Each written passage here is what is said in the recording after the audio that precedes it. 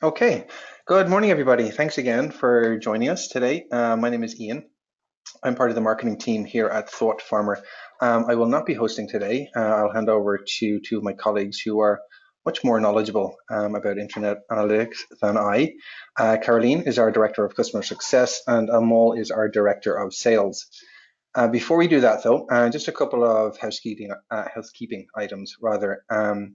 Firstly, we will send around a recording of the webinar and the deck once the webinar is complete, so you can keep your eye out for that. And secondly, if you do have any questions, just go ahead and pop them into the chat box there. So without further ado, over to Caroline and Amol. Thank you, Ian.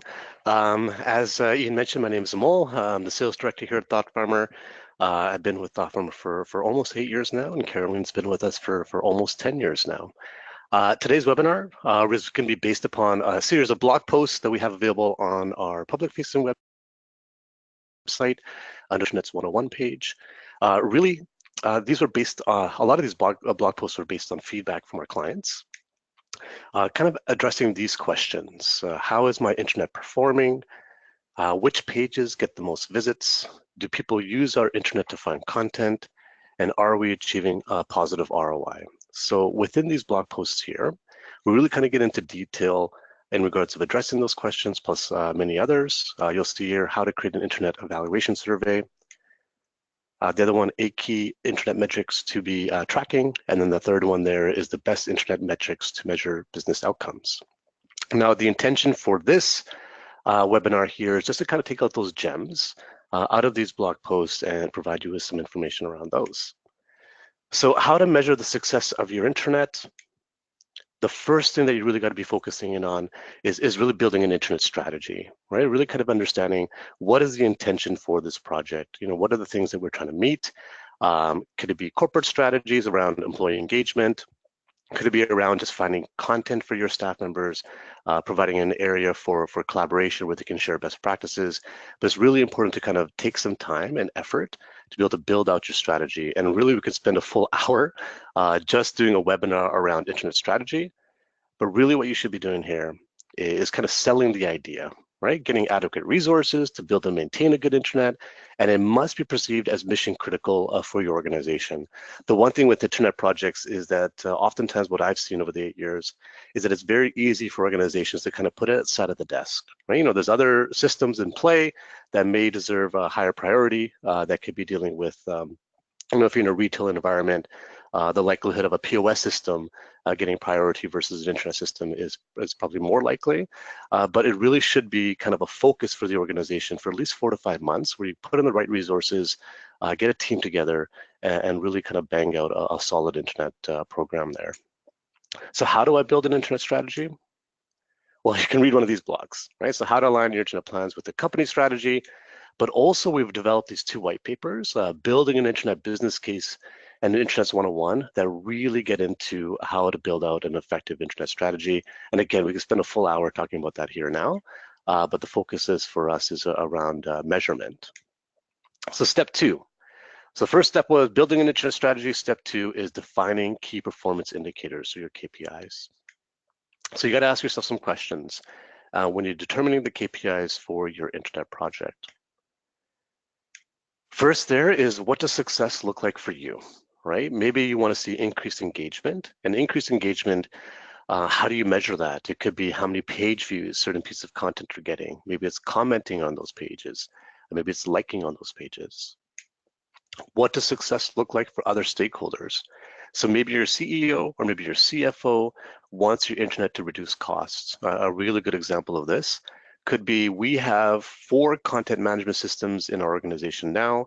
We're going to introduce one internet that is going to be our primary knowledge base, and the result is going to be that we're able to sunset the 3 others or the 4 other systems, right? So you should be able to see an ROI in regards of how much cost was put into place for those systems in last year's budget versus this year's budget.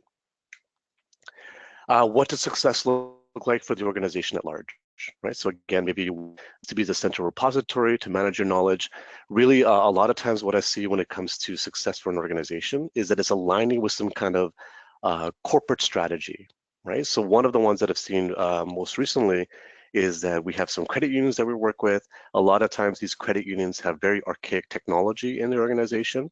And one of their strategies corporate-wise is to modernize the technology, especially employee-facing tools, right? So the internet is a really good candidate for that, because a lot of times the internet is going to be impacting all staff within an organization there.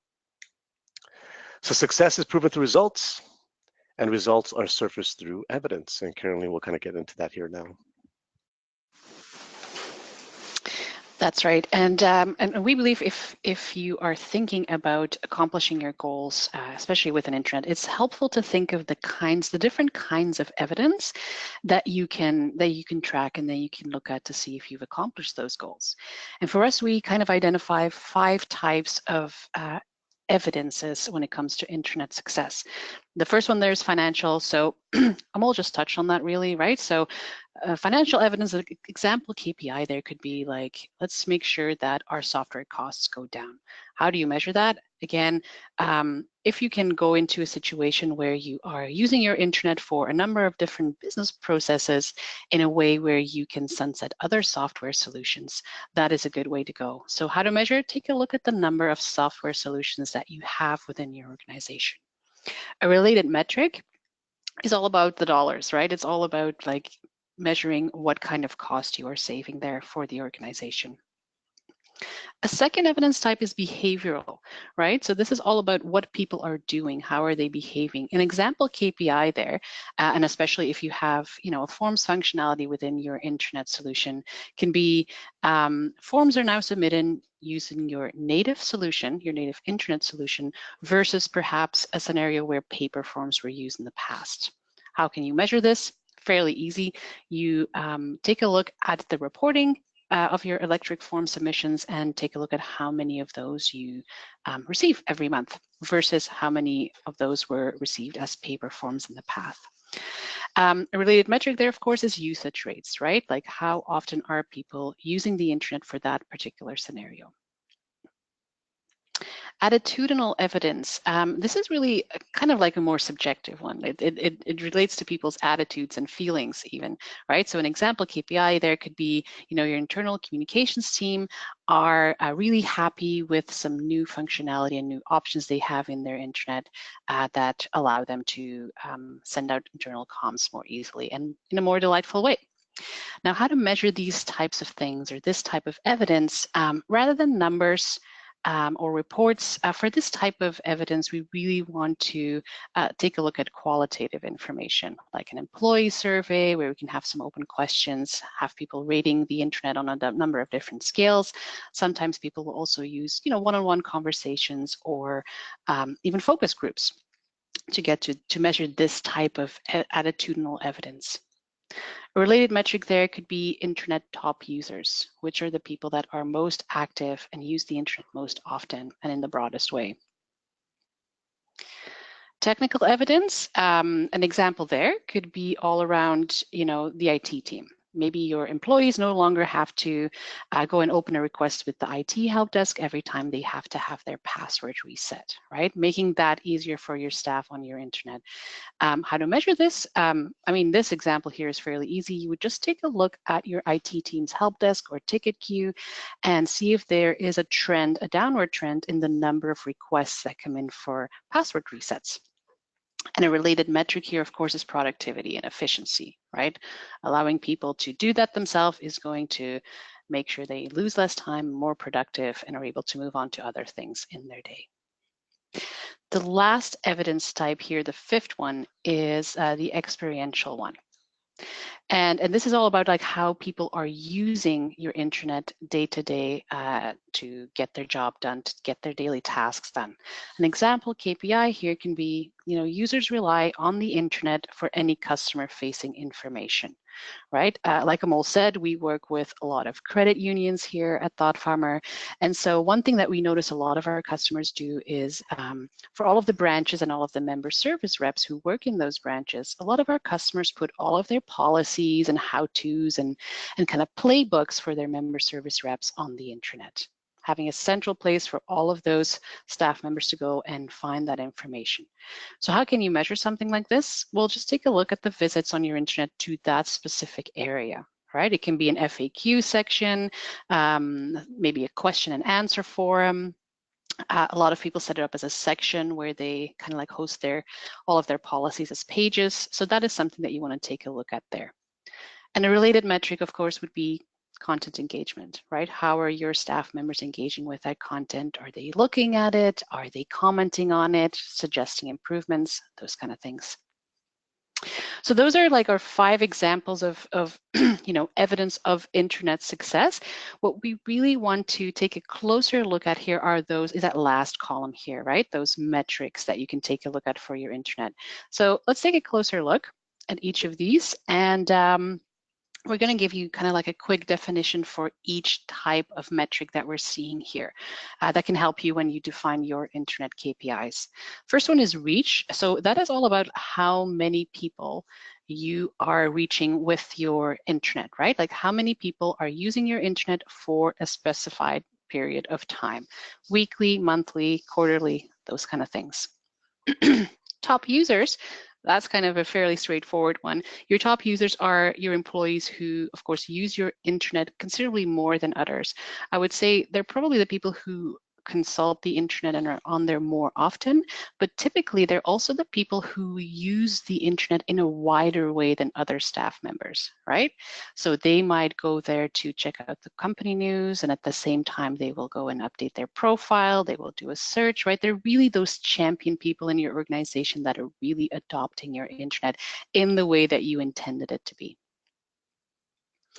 Usage rates, these are really the really specific metrics that go into, page views, how many times people visit the site, how many times do people spend on site, right? So those more classic metrics for an intranet site. And then content engagement, briefly touched on that before.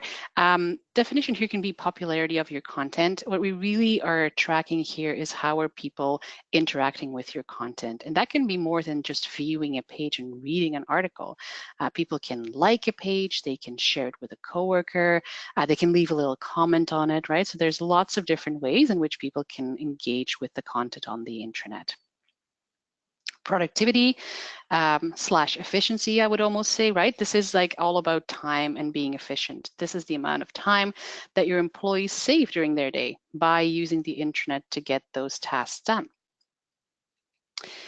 Community metrics, now this is all about group spaces or collaboration areas on your intranet. So the number of groups, even within those groups, the number of contributions that people make to their group pages, which can take the form of, adding new pages, sharing pages, posting updates. Those are all the community metrics that we think about here. Cost savings, again, I'm just going to refer back to Amol's example there from earlier. That's a really great one. Take a look and measure how your intranet saves you money, right? How are ways that you achieve cost savings by your staff using your intranet for different tasks that they do in different business processes. And then 8th, not unimportantly, organizational objectives, right? So measuring the success of your intranet ideally just goes back to the strategy and the objectives that you have as an organization and kind of build off of that rather than really just looking at very specific usage rates and those kind of things. It's good to just kind of incorporate those larger goals and strategy when you define your KPIs. All right, so you've taken a look at your KPIs, you've asked yourself some questions, and you have come up with a number of them that make sense for your organization. Step number 3 is go and press play on that button, right? Go and implement those KPIs. Start measuring them. And step 4 is indeed measuring and improving, right? So you want to measure those metrics. You want to see if your intranet is successful, and then take action based on what you're seeing there. Step number 1, of course, is establishing a baseline, right? And you can establish a baseline when you start your intranet. You can do it in a couple of different ways once you start measuring or implementing some KPI on your intranet. You could either do it from launch, right? So taking your baseline either from the last month of old internet or the first month of this new internet. It's usually the easiest data to pull, and it may be all you have available, to be quite honest. Other methods are more accurate and maybe preferable to establish a baseline, but if this is all you have starting from launch, that is still very valuable as well. You could also either establish a baseline from a running average or from a historical average, right? So looking back at maybe 12 weeks of rolling data and taking an average from there. And then because you're looking here at those 12 weeks, that's a longer period of time, your data is likely to be more accurate, and it should also help remove any weird seasonal issues that you can see with the baseline, right? So, for example, your internet usage might drop quite a bit over the summer holidays or during the Christmas break, things like that. So, establish a baseline, start measuring against your KPIs, right? Define required updates. So what you're seeing in those measurements can inform you into some changes that you'd like to make on your internet. Sometimes it could also mean updating the metrics that you are using, right? Those should not be set in stone either. The whole measurement and analytics of your internet success is an iterative process in its entirety, both in terms of what success means and also how you measure it, and also what kind of changes you implement on your internet to make sure that it remains successful. If you have defined a few things to update, then the next step, of course, is implement those changes. And then you go back to measure, right? You keep measuring. It's not a singular moment in time. Good practice is to just keep on track of how your internet is doing, keep the finger on the pulse there, and keep measuring monthly, quarterly, even annually, and keep making those changes. So for the last part of our webinar today, we want to take a look at a few very concrete examples. So Amol and I both work with our customers very closely, and there are a few things that we see come up quite often, things that people are measuring on their internet. First one here is, and this is something that we see quite often when we work with customers who launch their new internet, and especially people who are our customers who are active in a internal communications role, right? Like one of the benefits of your internet is sharing that news with your company. So a lot of times we get customers saying, I just want to know for our news, our company news, how many people are reading it, which is all, of course, about your reach, right? That's your reach metric. How many people are reading my content? How often do they go onto the internet and check out the news, right? That's all about your usage rates. And thirdly, and not unimportantly, are those people acting on it? Is that news sticking? Right? Are they liking it? Are they commenting on my news article? And that is, of course, all about that content engagement metric. So to give you an example here from our own internet, this is what you see here is Sparky. It's our ThoughtFarmer internet here internally. Of course, we use ThoughtFarmer as well. And one thing that we like to do is whenever we have new people join our team, we post a news post on our intranet to officially welcome them. There will be some funny little hidden known facts about the new staff who's joining. And so in this case, Rahman, who is our QA analyst, he joined just last month. We had a news post go up to tell us a little bit more about who he is, had a nice picture of him there as well. So now we want to know, okay, who's reading this, and is it resonating with people, right? Are people engaging with this content? And how many people have seen it? So for that, what we did is we went back into ThoughtFarmer Analytics, which is the analytics tool that comes with ThoughtFarmer, and it's quite small here on the screen. But what we're really looking for here, and I think there's a call out coming here, we can see our welcome Rahman Sembi post here, and then it's telling us a bunch of different a bunch of information about this post in specific. So it's going to tell us how many views has this news article had, and this is, I believe, what we're looking at here is a date range of a few weeks. How many people have commented on it? How many people have shared this article with others, right? And it's very small here, but you can also track how many likes a news post had, and how many people have bookmarked that page, and so on. So this is all really valuable information, especially if you're in charge of kind of like doing those kind of internal communication tasks, sharing that news with staff. This type of report is really interesting to just keep track of. Excellent. So the second example we're going to get into here is I want to know what people are searching for so I can set up best bets. So search is one of those things that when it comes to an evaluation phase and people are coming in and looking at products like Thought Farmer, I always find it like one of the top 3 requirements is that we want really good search on our intranet. And oftentimes what they're looking for is, all content being indexed, all documents being indexed, but then also really important aspect of search is understanding, what are people actually searching for? And a lot of times with that information, you can make some decisions. Right. So if you're seeing that people are searching for certain items, maybe move that, a little bit more higher in the navigation, or you do something what we call best bets within the Thought Farmer product. A lot of these search engines will have these search enhancements, and best bets, kind of the way that works is that firstly, you want to be able to kind of understand the keywords that people are searching for on the internet, right? So there could be, top 10 or 15, and then from there, you want to understand where are they going to be able to, what is that path? So they're searching for maybe timesheets, and then what is the content that they're looking for most often? And then from there, you can make some decisions on saying, okay, when people are searching for this, we should make sure that this piece of content is showing up front and center. So this is something that you can set up within the back end of Thought Farmer. There's like a best bets area. So you basically set up the phrase, and then you pick the piece of content that it should go ahead and map to. So we had a challenge on our own intranet. Me and Caroline would run this meeting almost on a every 2-week basis, and it was a professional services meeting. And one of the key pieces of things that we review is this Google Doc, right? Kind of showing all of our professional services resourcing. And so we need input from myself and from Caroline and her team. And the one thing that we were always challenged with was finding that doc on the internet. So we do the search, and then it would never really show up onto the top of the search results there. And there's always this kind of like obstacle path that we're trying to find to be able to get to that piece of content. So when we introduced best bets on our internet, the first thing that we did was set up this as a best bet, right? So now we have phrases, and so when we say PS resourcing or PS pipeline, it's going to go ahead and point to that particular article there, right? Or that piece of content, which leads right to that Google Doc. So really critical for us.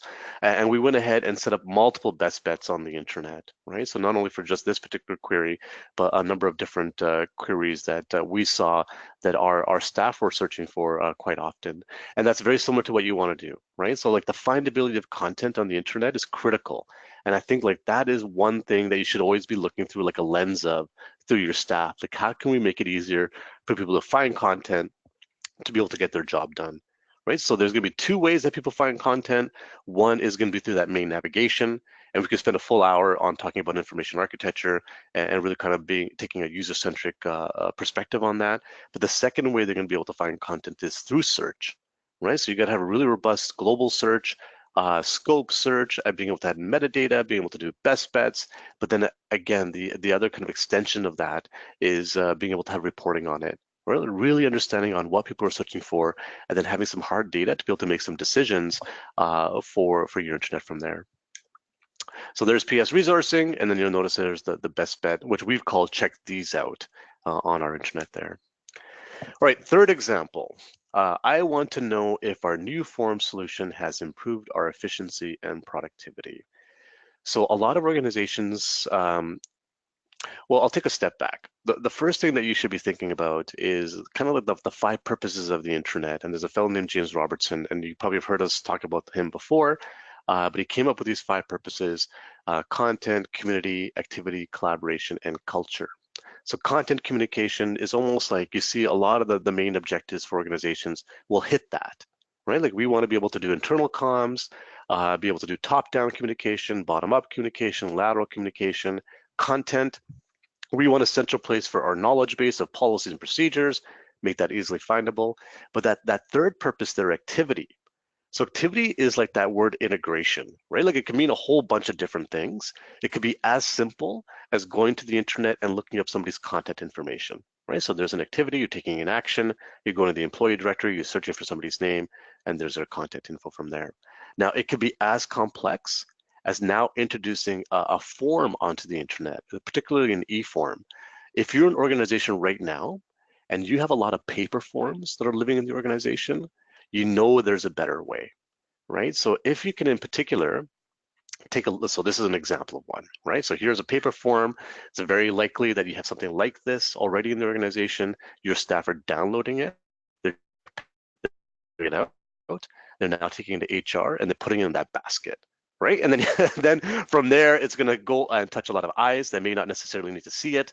There's some kind of approval process. There's probably gonna be like an HR, yep, there's like a little HR admin section there as well. And then there's like this time frame from start to finish to be able to complete that form. And a really good thing to do now is measure it, right? Especially if you're thinking about transferring that workflow into an e-form, figure out how long it takes now. So an example could be this transfer request form. It is taking from a person to submit it to the final approval 2 weeks. So now what you make the decision to do is you're going to bring in an intranet. It's got some kind of e-form functionality, and you can transition that into an e-form. And then you're going to set up the workflow as well in the back end there. And hopefully that workflow will be able to ensure that only the people that need to see this particular submission are in that workflow, and you're kind of reducing the eyes and reducing the amount of handover from one person to the next. And what you want to do at this point is kind of set up that form type. So you set it all up, and then you want to measure, right? So you have this paper form, you have the data in regards to how long it takes to be able to fill it out. You launch your intranet or you launch your e-form with that workflow now, and then 2 weeks later, a month later, you want to measure again, right? And what you're hoping to see there is that yes, before it took 2 weeks, but now this same process that we have in the organization is taking less than 1 week, right? So there's some hard ROI there that you can measure in regards of time saved, right? So time saved and increased productivity. And with forms in particular, this is very low-hanging fruit. One of the things that we really advocate when people are first launching their intranet is that whatever objective that you're looking to achieve, it's got to be 3 times better than the old way. It's kind of this analogy of factor of 3. And I think that if right now, again, you have a lot of forms that are living as paper forms, you kind of want to do that approach of where you do like a content inventory, but be very specific to a form inventory, right? So do all the inventory of all the forms that live in the organization, figure out which ones are hitting the most used and most used by a larger segment of your staff. So those are the ones you really want to kind of hone in on and transfer that into an e-form and then knock that out of the park, right? So when you launch, you have this new workflow, and then when your staff go in here, they're going to feel it, right? They're going to feel that this is far better for them, right? In regards of getting their work done, they're saving time, and they're be able to move on to the next thing. So it's like that factor of 3 in regards of this use case is going to be by far better than a factor of 3, right? You're going to be looking at probably a much larger factor there. All right, back to Caroline. Thanks, Amol. All right, so these were kind of like the 3 examples we just wanted to show you guys to make a lot of the first part of the webinar a little more tangible. And as we're closing off here, just a quick note for some of the things that we've shown here today, mostly, of course, ThoughtFarmer Analytics, but also the form flow feature within ThoughtFarmer that Amol just talked about. If you're a customer and you're currently following the webinar, those are all available to you. But, and it sounds kind of like an ominous but it's not really, they are both available on our latest version of ThoughtFarmer, which we're currently at ThoughtFarmer 9.3. So if you're not, if you haven't seen the forms feature before or the new ThoughtFarmer Analytics, feel free to get in touch with us and schedule an upgrade. All of your upgrades and all new versions are included in your subscription. There's no extra cost there. The latest version is super great. So let us know if we can help you get on the latest version, and then you can start taking advantage of these 2 tools that will really help you get to the next level of measuring your intranet success. And with that, our presentation comes to an end, but I do believe we have some time for questions. If there are any, Ian, let us know. Okay, yeah, thank you, Caroline. Thank you, Amol. That was typically amazing. We do have quite a few questions. We probably won't get through them all. If we don't get to your question, we will follow up with you personally, so don't worry about that. The first one I'll put over to you guys. Is there one KPI that you consider to be the most important to measure? Yeah, when I'm talking to organizations now, that's kind of like one of the main questions is, okay, we have analytics. What is the one thing that we should be really measuring? And I think from my perspective, what I think that most organizations want to be able to do is understand, is content being viewed, right? Like basic is that I am creating this news article, or I have this knowledge base, or I have this executive leadership blog, I have these department pages that are set up, or people are actually going to it, and are they consuming that content? And I think like what you want to be able to measure there is page hierarchy. So within ThoughtFarmer Analytics, there's this opportunity to be able to see how many pages each visits, how many visits each page receives. And I think that's great to be able to see where the successes are, but more importantly, where those areas of opportunity, right? So for example, you wanted a lot of people to go and view the executive leadership blog. You take a look at your data and you're seeing really there's not a lot of traction in that area. That gives you some real data to be able to make some decisions, right? So maybe A, you change the messaging around that executive leadership blog. B, you even change physically where it's living on the internet, right? It could be really kind of dug deep into the hierarchy. Maybe just kind of surface a little bit more to the top, right? But again, like measuring successes and more importantly, measuring those opportunities, I think is really important, because when you launch your internet, it's not like just kind of play and go, right? There's a lot of need there to be able to iterate and kind of make some decisions based upon how people are actually using the site itself. Okay, next question from Melissa. For best bets, how do you link up the often searched keywords with what the users were actually looking for, i.e. the end document you wanted? Yeah, I can take this one. It's a very good question. I mean, like Amol showed, we have a very detailed report in ThoughtFarmer Analytics that shows you the key terms and the keywords that people look for. If you wanted to take a closer look just at, what kind of content do people visit after entering those keywords, right? Which gives you an indication of, okay, what is the content they are looking for? We do have a separate report within ThoughtFarmer in the administration panel. It's called Search Terms, I believe. And if you go in there, you'll see a similar kind of overview of the most popular search terms that have been used. And if you open up that report, like each line item, it's a little hard to explain without visualizing it, but you can open that up and then it shows you the top 5 pages that people visited after inputting that keyword.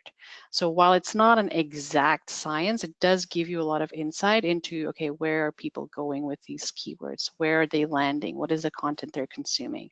Definitely take a look at that. I think following up with people as well, just one-on-one, and just getting a bit of a, there's certain kinds of insight that are just nice to vet by talking to staff and just seeing what they are looking for and what their experiences is as well. But I think using the ThoughtFarmer Analytics report in conjunction with that search terms overview in the administration panel and ThoughtFarmer is going to give you a great starting point to go from there. Okay, let's do another few here. I'll just go to 2 more. The first one, can we use GA, which I assume is Google Analytics, with ThoughtFarmer? The answer is yes, but is it recommended? The answer is no. Right?